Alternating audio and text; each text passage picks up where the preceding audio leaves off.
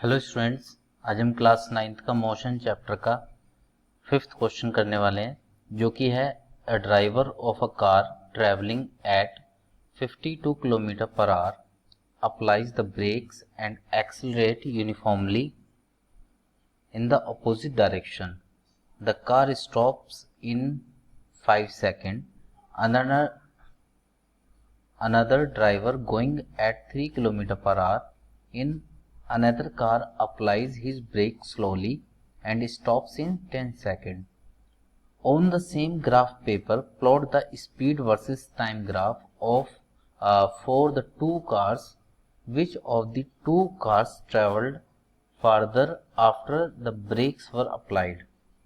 तो स्टूडेंट्स, मान लेते हैं हमारे पास में दो कार हैं, एक कार ए है और एक कार है बी, और अकॉर्डिंग टू क्वेश्चन इस कार की जो इनिशियल स्पीड है वो u जो कि है 52 kilometre per our and for car B it is u. हम यहाँ ना u a लिख लेते हैं और इसको u b लिख लेते हैं, और it is given that 3 kilometre per our. Okay, और फाइनल वेलोसिटी, क्योंकि ब्रेक लग रहे हैं वो कह रहा है ना अपोजिट डायरेक्शन में एक्सीलरेशन, दैट मीन्स उसकी स्पीड कम हो रही है और वो एक टाइम पर जाकर 0 हो जाती है. तो इसका दोनों का v सेम होगा जो कि 0 के बराबर होगा. And time for this car a t is given 5 second and for this it is given 10 seconds. Okay, now convert this 52 km per hour and 3 km per hour in meter per second. Then students, आप जानते हैं कि अगर आपको जैसे मान लीजिए kilometre per our लिखा हुआ है और उसको मीटर पर सेकंड में कन्वर्ट करना होता है, तो 1 किलोमीटर का मतलब होता है 1000 मीटर और r का मतलब होता है 3600 सेकेंड. तो यहाँ दो जीरो से इन दो जीरो को हम कैंसिल कर सकते हैं. 2 5 10 and it will be 18. So it will be 5/18 metre per second, यानी कि 1 किलोमीटर पर आवर में 5/18 मीटर पर सेकेंड होते हैं. तो आप जस्ट सिंपली अगर इस वैल्यू में 52 में मल्टीप्लाई कर दें 5/18 से, तो it will convert in metre per second. तो स्टूडेंट्स, जब आप इसकी 5/18 से मल्टीप्लाई करते हैं तो ये हमें मिलता है वैल्यू कैलकुलेट करने के बाद में 14.44 metre per second. And similarly अगर आप इसको कन्वर्ट करते हैं तो ये होगा 3 × 5/18 and it will be equal to 0.83 metre per second. तो अपने पास में ये वैल्यूज हो गई हैं. अब क्वेश्चन में कहा कि on the same graph paper, आपको सेम ग्राफ पेपर पर स्पीड और टाइम का ग्राफ यहाँ पर शो करना है और ये भी बताना है कि कौन सी कार ज़्यादा दूर तक ट्रैवल करती है. तो आइए हम बना लेते हैं यहाँ पर ग्राफ. एक रफली ग्राफ बनाकर भी हम कैलकुलेट कर सकते हैं. तो मैं एक ग्राफ बनाता हूँ, फिर आगे देखते हैं. स्टूडेंट्स, मैंने यहाँ पर ग्राफ ड्रॉ किया है, आप इसको ग्राफ पेपर पर भी कर सकते हैं. तो देखिए यहाँ पर हमें कार ए के लिए जो इनिशियल वेलोसिटी थी वो थी 14.44. तो आप भी यहाँ पर इनिशियल वेलोसिटी को यहाँ पर, क्योंकि ये 14 है तो वो कहीं यहाँ पर आपको मिलेगा 14.44, और टाइम में उसके लिए कितना दिया हुआ 5 सेकेंड. देन हम इसका जो ग्राफ ड्रॉ करेंगे वो कुछ इस तरह से होगा, यहाँ से चलेगा और टाइम चलेगा ये 5 सेकेंड तक. This is for car A and similarly you can do for car B, that is u is 0.83.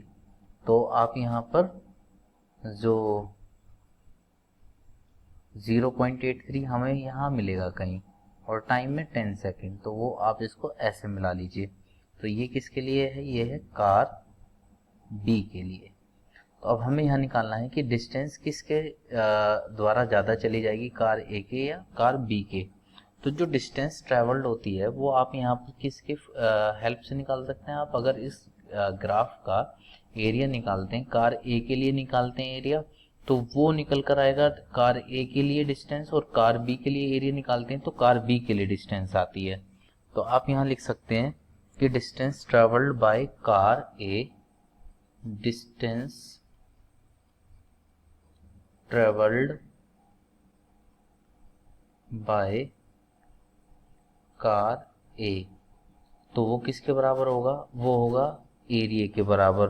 तो कौन सा एरिया, आप चाहे तो यहाँ पर नाम भी दे सकते हैं इसको, जैसे इसको दे देंगे पी क्यू आर और ये एस और ये टी।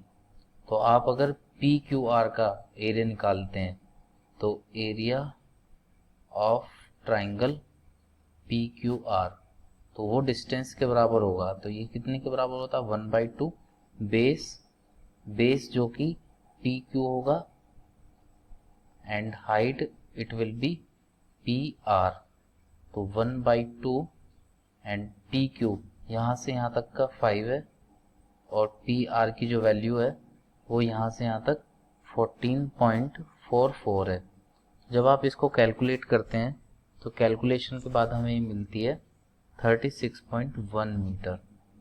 तो कार ए की वजह से तो इतना डिस्टेंस ट्रेवल्ड हुआ। सिमिलरली आप निकाल सकते हैं distance travelled by car B. तो आप यहाँ लिख लीजिए distance travelled by car B. जब आप कार बी के लिए निकालते हैं तो आप सिमिलर यहाँ पर भी आपको इस बार जो एरिया निकालना है वो किसका निकालना है, एरिया ऑफ ट्राइंगल PTS।